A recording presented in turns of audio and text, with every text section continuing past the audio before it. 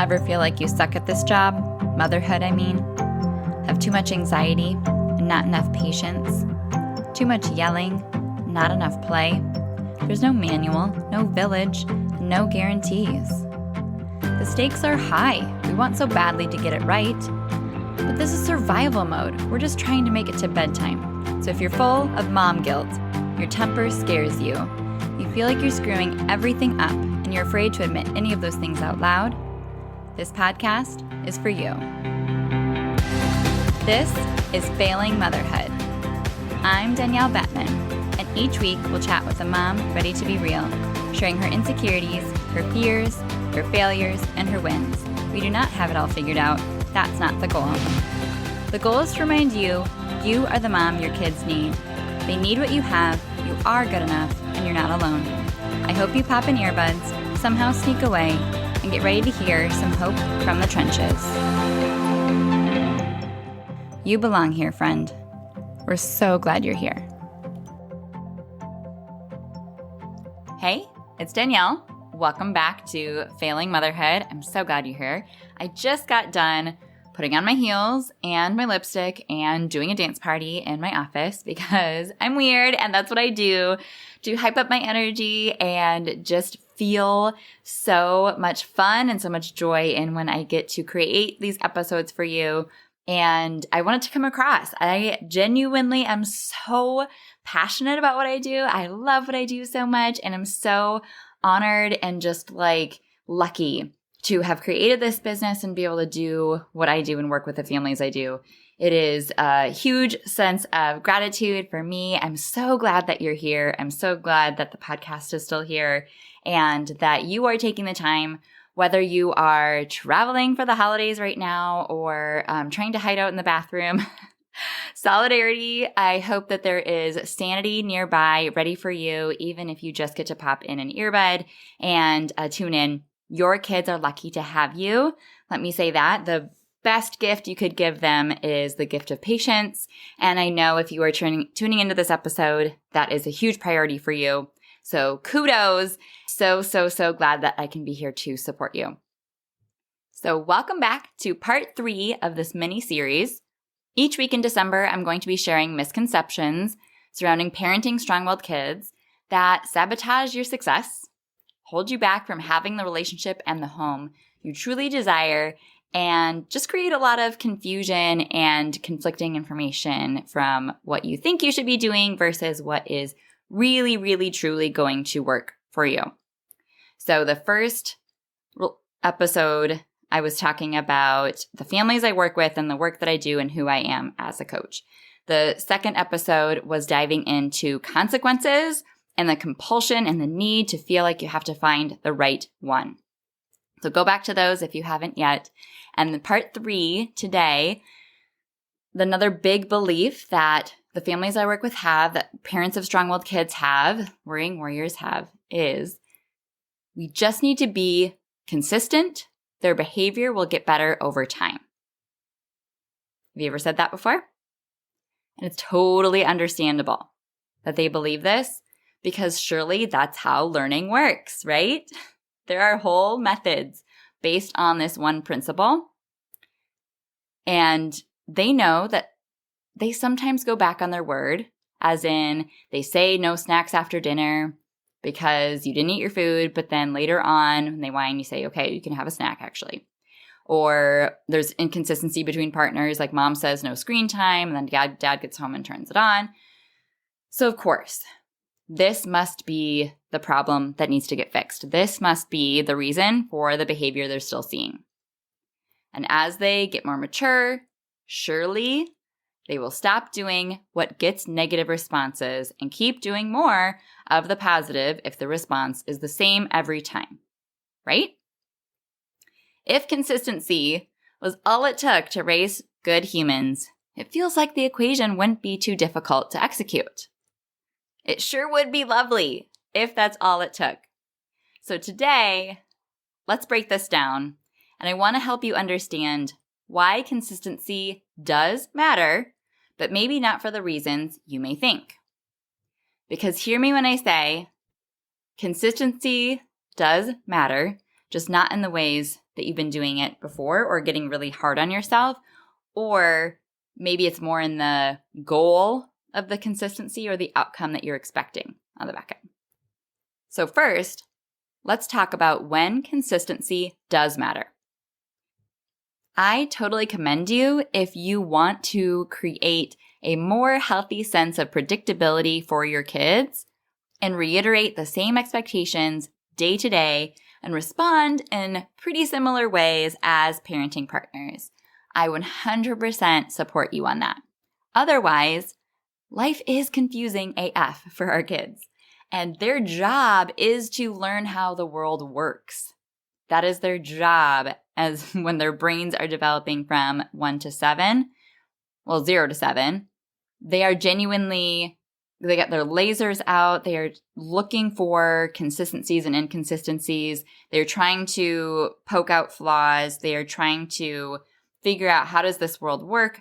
What do I need to do to get my needs met? And the things that might present as manipulation is genuinely just what makes the most logical sense given all the evidence that they have had up until this point so far. So their behaviors still make sense even if it doesn't truly make sense to us.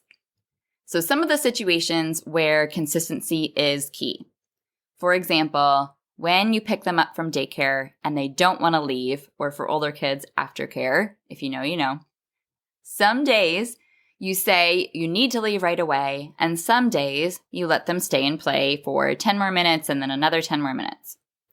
That inconsistency can compound your inability to be kind and firm, because when they ask that same question, they get different results, different answers. So of course, that's going to inadvertently invite more pushback, more whining, because it works. And of course, they're going to try to figure out, okay, if A plus B equals C, in the past, it's been reinforcing because sometimes when I beg and when I whine, I do get the answer I'm looking for and I'm able to stay longer. So let me try that again. Sometimes it works, sometimes it doesn't. That does sabotage you as a parent. It does hit you down at the knees because you're not creating a sense of predictability. And when they ask the same question, they get the same answer. And I don't recommend complete consistency. And I'll get into that in a second because we are humans raising humans. There has to be an element of exceptions to the rule. But overall, if your goal in your consistency is to reduce the amount of inviting power struggles, helping things feel more in control for your kids, the goal is to have one answer every time they ask the same question so that they're more supported. And so for a family that's in that situation, I just had pulling that example from real life from earlier today with a client, I suggested either they have a blanket response where every time they get there, they give their child the choice between leaving now or in 5 minutes, and that's always the approach, or we make it non-negotiable and it is time to leave. I know how invalidating that. I know how much you want to leave, and we do have to go because the needs of the family are just as important as that child's need to want to play. And, they're taking up a parking spot and mom's already started on dinner at home and, all these other things are happening. And so we have to, and your brother's with us and he wants to go. So then taking on the approach of how can we add control to that moment? Well, we can offer him the opportunity to pick the music in the car or have a snack that he's looking forward to that he can get as soon as he gets in, right? There's a lot of other problem solving that can happen that's way more above and beyond this consistent approach, but the consistent approach is key to setting them up for success long term so that eventually we get through this power struggle rather than feeding it. You either feed it with inconsistency or you allow it to die with consistency, but it's not the end all be all. And it's not the thing where if I was to tell this parent, okay, tomorrow you just tell him, no, we're never going to stay later for aftercare no matter how much you beg and whine. Yes, maybe down the road that behavior dies because he stops asking. But honestly, he's going to have to deal. It's like whack-a-mole. Every time you're going to have to deal with other behaviors then, because maybe he's going to start trying to like figure out how to get in a situation where he can't leave, at pickup. Or there's going to be other behaviors that come as a result from not feeling understood or connected with his dad. And it's just never that black and white. It's always a little bit more complicated because, again, we're humans raising humans. Another example to break down is when they ask questions repeatedly over and over and over. If you have a strong-willed child, you have been there and you have talked about it and you have addressed it and they still won't stop asking about it. I was working with a family on a call last week where their strong-willed child just would not let up about going to the arcade because they had said, yeah, sometime we can go to the arcade. So she would not stop asking. And like a day or two later, they just ended up going so that they would get her to stop asking. And they were like, we have addressed it. I don't understand why she continues to ask. And what I helped them understand is she asks because she wants clarity. She wants an answer. And a lot of times we give responses that are too vague or we don't give one at all. And that just invites that pushback again. It invites a Groundhog Day of asking the same question over and over because, yes, they want it to go their way, but even more, they just want to figure out the why or the formula behind being able to predict our response. And when it is all over the board, it's a lottery system. It invites that it works for them to continue asking or to wear you down or to keep whining or nagging. So what I told this family is when you get this question over and over about the arcade, yes, you can initially talk about it, but as soon as you notice that this problem is not going away, you need to know that, okay, she is looking for a much more concrete answer. I don't have to have tickets and have a day on our calendar exactly figured out of when we're going to go yet. I mean, it's great if you do, but if you don't, you can at least say, hey, you know what? I know this is really important to you. Let's write this down on a Post-it note.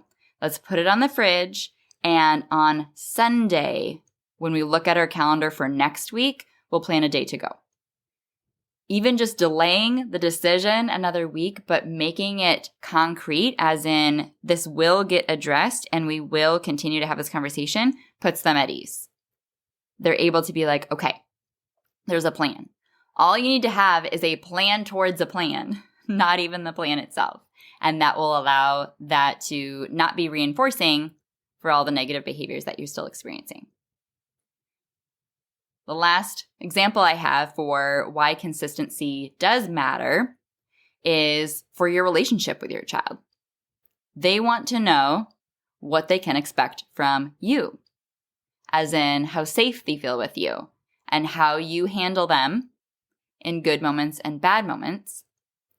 And if they do the exact same behavior, let's say whining about a sibling not giving them something, I'm sure that's never happened at your house, the whining, if they do it at Monday night at 8 p.m. and they do the exact same behavior Saturday morning at 10 a.m., but you react wildly differently in both of those scenarios, that just reveals, number one, how much is going on for you that affects your ability to parent, and it has nothing to do with them in those moments. And it can also, over time, as an established pattern, cause them to feel like they don't know at any given moment which parent they're going to get. The patient one, or the irritated one, or anywhere in between. And we're human. There's never going to be perfection. That's not the goal here. Not complete consistency every single time we respond to them. But you can't solve a problem you can't name if you recognize that inconsistency is an established pattern in your home. Being able to become aware of that is an important step towards working on it. So, okay, that pretty much sounds like consistency is the answer for all behavior modification moving forward. However, let's look at the other side of the coin. When does consistency not matter? So, if you believe Your child's behavior will get better over time with consistency. Let's decide together whether that's true. If consistency was all it took to change their behavior, surely they wouldn't continue to push back on things that you have been consistent about since day one. Like, I don't know, for instance, not playing in the dog's water bowl, or not hitting their sibling when they're mad, or not forgetting that we get dressed first thing every morning. But they do. At least my kids do. I don't know about yours. It continues to happen. So why? That shouldn't be that shouldn't happen. If they've heard a lesson and they've learned that lesson over and over and over, this shouldn't be an issue, and yet it continues to be an issue. So that's sus, right? And we all knew a few kids growing up who notoriously had strict parents.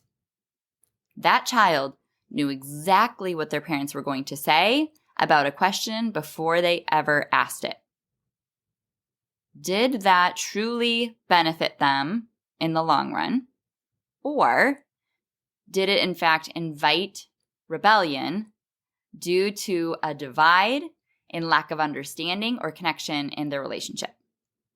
I know a lot of the most strict families growing up when I was in high school ended up having the craziest parties and being the ones sneaking out of their bedroom window in the middle of the night, and just working really hard not to get caught, as opposed to truly internalizing this value system and it becoming part of their identity that this is why they act in a certain way. So these kids had super consistent parents, but yet the outcomes were not what probably their parents were hoping for. Missed the mark there. And I'm going to bring it up again because the book I said not to read last week, 1, 2, 3 Magic, it is completely around this consistency idea that you count to 3 at every sign of perceived disobedience, disrespect, or emotion, because it's all ploys by your child to manipulate you. So you have to be consistent in sending the message back to them that defends your authority and that sends a clear message of what behavior is appropriate. And I was just looking it up on Amazon, and there's tons of raving reviews by parents saying it's very easy to implement and it works to stop the behavior in the moment. So I have to give you this caveat that if it seems too good to be true as a behavior modification strategy, it likely is, because this strategy is projecting. The whole theory in and of itself is manipulating your child. It's ignoring. And that ignoring is teaching your child to ignore you if they don't like what you're doing down the road. And there was actually a review that talked about how their friend has used it like for 7 or 8 years, and her 8-year-old now basically doesn't talk to her. Because why would she if every time she comes to her mom with a problem, she counts to 3, and she's the only thing that's been modeled for her is that if you don't like what someone's doing, you don't talk to them. So a lot of parents say that strategy is actually not easy to implement. It's actually difficult because their intuition or their mom gut is screaming at them when they're maybe have an older child and they're really trying to get them to sleep in their bed and break a bad habit, but they're clinging and you do actually want to stay with them until they fall asleep. It's not wrong to listen to that voice. When consistency feels impossible or wrong, it likely is in that moment, and you have to be able to trust yourself that you are becoming the student of your child and realizing what works or doesn't work with them, regardless of whether that strategy is highly reviewed on Amazon. So the point I'm getting to here is, in real life actuality, when we zoom out and look long term, without a child being modeled and taught the skills they are lacking, the coping strategies they are lacking, the perspective they are lacking, their behavior doesn't improve over time. It may be temporarily stopped, but different messages become internalized, like realizing it's not safe to go to my parents. They can't handle me and my problems or my emotions. I am misunderstood and alone. And in that, over time, evolves into anxiety and more mental health problems, lack of motivation at school, and the inability to cope with change and stress. Behavior is always communication. There's always a message to decode in any one behavior or a reason for it that is legit, like low blood sugar or being overtired or something else going on. Letting that message go unheard and untreated is like putting a Band-Aid on an infection. It might look better, but it's only going to get worse. So by using the tool of consistency with almost any one strategy, you're missing a vital point of early intervention for skill building and for your influence. Because first, you teach, then you counsel, and then you coach. Without that teaching element, you're not able to continue to move up in independence. You have so much more influence now in the early years than you will 10 years from now. They don't just figure this all out on their own. That's what the parent-child relationship is for. And that's an immense responsibility to raise a well-adjusted human. And again, not to mention that it is truly downright impossible to be consistent 100% of the time. So even if that premise was airtight, that it's just all you have to do is be consistent every single time and their behavior will improve, you're physically unable to follow through and do that. Do you respond the same exact way every time your partner asks you for a favor? No, because you have waning capacity or different circumstances surrounding it or other tasks on your plate at that time. You're human, so it depends. Your response to your child should depend. It should be individualized. You're a human raising a human. Your responses to them should be as informed and intentional as possible, not a blanket formula of A plus B equals C. Your child deserves to be understood, to be taught the skills that they need to succeed in the most powerful way, which is your modeling, and have your responses led with composure, patience, and thoughtfulness. And it's equally empowering for you to actually understand their behavior and know what's going on with them and how to fix it or what to do to help, rather than feeling at the mercy of a rigid system of responses that is out of your hands to change. So, if you've been crossing your fingers for a couple years now, hoping that with consistency, your child's behavior will improve and you're not seeing the outcome you're looking for, if you're still dealing with power struggles and lots of big emotional meltdowns, borderline fits of rage, and your child is no longer 1.5 and can't talk, but they are 3 and they are 4 and they are almost in kindergarten or they are 5 and they're holding it in together at school and then letting it all out on you, you need more. You need more support. You need more understanding and perspective, and you need more tools so that you just have this whole arsenal to pull from, and it becomes a lot more versatile and diverse and fully faceted and comprehensive of an approach rather than something that is just lacking in a lot of ways. So I hope that this short bit has helped you understand where consistency falls and in your toolkit as a parent, and when it is key and how it's still a factor, and what is not, as in an end-all be-all cure for what you're looking for, and why you don't have to truly beat yourself up for not being as consistent as you think you need to be, while at the same time helping you understand what's missing from what you're doing right now. So this was a hugely expanded version of one of the bullet points of the learning from my free training, Authentic and Unapologetic, learning how to confidently parent your strong-willed child without giving in or dimming their spark so you can finally break free of power struggles, guilt, and self-doubt. So if you haven't dug in and watched that training yet, go ahead and sign up and pop in an earbud and dive in right now. You can go to parentingwholeheartedly.com/unapologetic. And if you've watched it and 2023, it's really been weighing on your heart to get more support and more tools in this area, because parenting is a huge aspect of your life and you just feel ill-equipped, and that's okay because that's how we all show up to this. And you didn't know or sign up for having a strong-willed child, but here you are and you have found this podcast and you're just ready for a next step. Go ahead and go to parentingwholeheartedly.com/apply, and you can just share a little bit more about your family. And then I will, based off of that, make sure that I feel good that I can help you and that you would be a good fit for my programs, because they are very close-knit and small.